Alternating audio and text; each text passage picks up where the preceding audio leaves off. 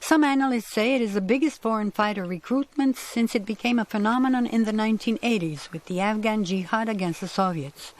As in Afghanistan, most of the fighters come from the Arab world, but this time several thousand of them carry Western passports, including the European Union, the United States, Canada, Australia, and New Zealand. At least 1,000 have arrived from Russia as well, according to intelligence experts.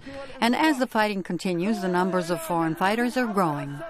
Most of the militants are fighting alongside the group calling itself Islamic State, also known as ISIS or ISIL.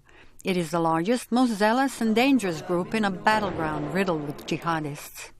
A New York-based intelligence organization, the Sufan Group, describes a region transformed into an incubator for a new generation of terrorists thriving close to Western borders. A lot of them are young, and many of those arriving from the West are converts to Islam, says Patrick Skinner, the Sufan Group's security expert, speaking via Skype. Well, they appeal to especially the target audience of like 15 to 25-year-olds, primarily male, but not always, a sense of fun. In the West, they're making jihad seem like a video game, and they don't show the true horrors of war. They just show the Hollywood explosions and the fun. And teenagers, by definition, are looking for excitement.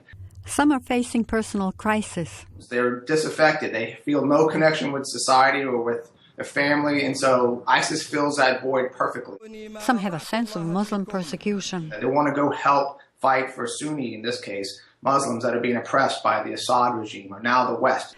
Others are zealots, attracted to violence, says terrorism expert Brian Jenkins. The fact that they broadcast that suggests that they think this will appeal. Not only will it terrify their opponents, but it will appeal to a certain group of people who will want to come and participate in that.